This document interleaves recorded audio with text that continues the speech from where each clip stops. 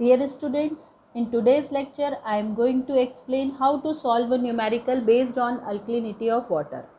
These numericals are very easy to solve if we read exercise carefully and understand the exercise properly. तो आज के video में हम exercise को समझकर इजीली न्यूमेरिकल सॉल्व करेंगे. So student, if you find this video helpful in your study, then please like it, share it, and do not forget to subscribe my channel Easy Engineering Chemistry.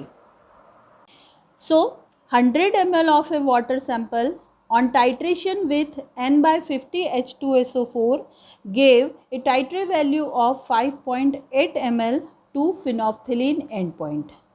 phenolphthalein endpoint तक हमें 5.8 ml N by 50 H2SO4 लगा है जब हमने 100 ml water sample को इस acid के साथ टाइट्रेट किया.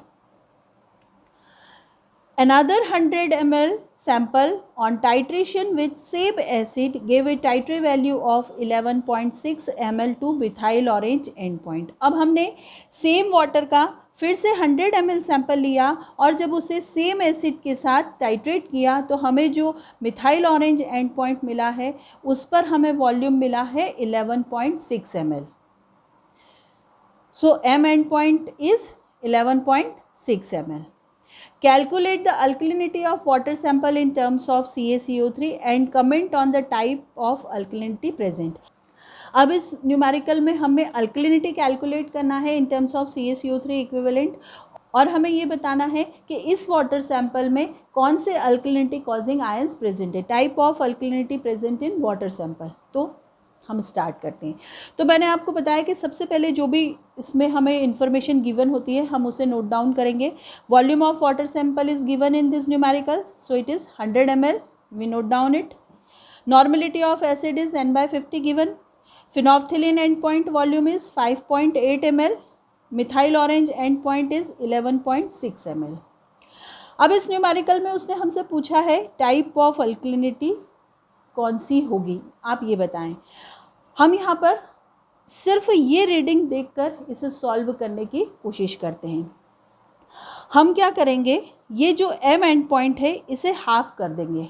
11.6 डिवाइडेड बाय 2. जब हम 11.6 डिवाइडेड बाय 2 करेंगे तो हमें रिजल्ट मिला 5.8. मीन्स हाफ m कितना है, 5.8. और हमारी फिनोल्फथलीन एंड पॉइंट कितना आया है, 5.8. तो इसका मतलब इस केस में हमें जो P और M का रिलेशन मिलेगा वो मिलेगा P is equal to half M. ये कंडीशन एग्जिस्ट होगी. और जब P is equal to half M होता है तब हमें ये चीज़ पता है कार्बोनेट आयंस वाटर सैंपल में प्रेजेंट होते हैं, only carbonate ions. So when P is equal to half M relation is established, then only carbonate ions are present in water sample. तो देखिए यहाँ पर सिर्फ ये एक्सरसाइज में जो डेटा गिवन है उसकी हेल्प से हमने यहाँ पर टाइप तो बता दिया कि किस टाइप की अल्कलिनिटी वाटर सैंपल में प्रेजेंट होगी. फाइन. अब हम इसमें नेक्स्ट कैलकुलेशन करते हैं. तो सबसे पहले हमें फाइंड आउट करनी होती है phenolphthalein alkalinity. So first is determination of phenolphthalein alkalinity in water sample. We will take this N1V1 is equal to N2V2. N1 is the normality of water sample and we have to find out this. तो मैंने इसे N1 लिखा. V1 is the volume of water sample. It is given 100 ml. N2 is the normality of acid. It is given N by 50. And V2 is the volume of acid up to phenolphthalein endpoint because we are determining phenolphthalein alkalinity here. तो यहाँ पर हम P and point पर जो volume लगा है वो note down करेंगे.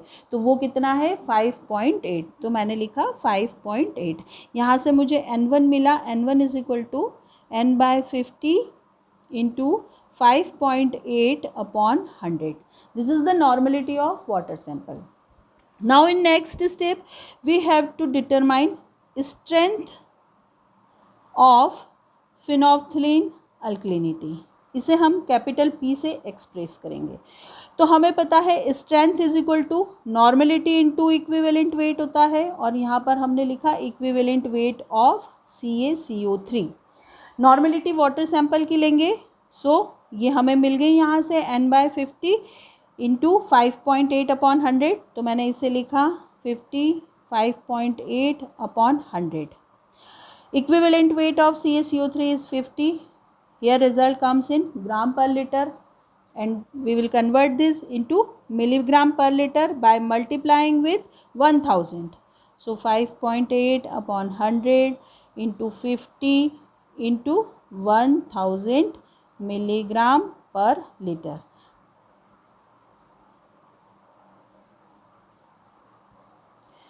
So phenolphthalein alkalinity is 58 milligram per liter और ppm, कुछ भी लिख सकते हैं. Now next step is determination of methyl orange alkalinity, and it is expressed by capital F. Again we will write down this N1V1 is equal to N2V2. N1 is the normality of water sample and we have to find out this. So I write this N1. V1 is the volume of water sample and it is 100. N2 is the n/50 given, and V2 is the volume of acid up to methyl orange endpoint, and this is 11.6 here. So we write down 11.6. From here we get N1, n/50 into 11.6/100. This is the normality of water sample. Now we have to calculate strength of methyl orange alkalinity M. तो अब हमें methyl orange alkalinity की strength पता लगानी है. Strength का formula normality into equivalent wait, and equivalent weight of CaCO3 we will write here. Normality water sample की हमें मिली है n/50 into 11.6/100. Equivalent weight of CaCO3 is 50. We will get our result in gram per liter. Convert this into milligram per liter. So 11.6/100 into 50 into 1000. ये जो normality है इसे मैं यहाँ पर इसीलिए कैलकुलेट नहीं करती हूँ क्योंकि इसके कैलकुलेशंस भी बहुत इजी होते हैं. So we will solve this 50. So we will get m is equal to 116 milligram per litre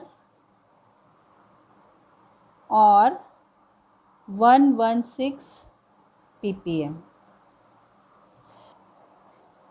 तो इस केस में अब हमने देखा फिनोल्फथालेन अल्कलिनिटी हमें 58 मिला, मिथाइल ऑरेंज अल्कलिनिटी 116 मिला. तो कंडीशन क्या है इस्टेब्लिश हुई, वही जो हमने यहाँ पे फाइंड आउट करी थी, P is equal to half M, क्योंकि आप 116 को 2 से डिवाइड करेंगे then you will get 58. So P is equal to half M. Now we have to determine concentration of alkalinity causing ion. तो इस केस में अल्कलिनिटी कॉजिंग आयन हमने पहले ही बता दिया था कि कार्बोनेट आयन प्रेजेंट होगा. तो अब हमें कार्बोनेट आयन का कंसंट्रेशन पता लगाना है. तो कार्बोनेट आयन का कंसंट्रेशन इस केस में हमें मिलता है 2p और m. तो 2p अगर हम लिखेंगे तो 2 इंटू 58, तो ये हुआ 116 और m की वैल्यू ऑलरेडी 116 है. So this is our answer in ppm और in milligram per litre. This is the concentration of carbonate ion. Type of alkalinity is carbonate ions are present in water sample. P और M में जो relation establish हुआ it is P is equal to half M. Phenolphthalein alkalinity 58 ppm, methyl orange alkalinity 116 ppm. तो dear student, इस तरह से ये numericals हम इजीली सॉल्व कर सकते हैं. बस यहाँ पर हमें थोड़ा सा जो वॉल्यूम गिवन होता है वाटर सैंपल का, जो वॉल्यूम हमें एसिड का रिक्वायर्ड होता है P एंड पॉइंट पर और M एंड पॉइंट पर, उसे बहुत केयरफुली देखना होता है. उसे अगर हम केयरफुली ऑब्जर्व करके प्रॉपरली नोट डाउन करते हैं तो ये न्यूमेरिकल बहुत इजी होते हैं. और अगर इस टॉपिक से रिलेटेड आपकी कोई क्वेरी है तो आप उसे कमेंट बॉक्स में पोस्ट कर सकते हैं. सो स्टूडेंट्स, अगर यह वीडियो आपके लिए हेल्पफुल है तो इसे लाइक करें, शेयर करें और मेरे चैनल इजी इंजीनियरिंग केमिस्ट्री को सब्सक्राइब करें. Thank you.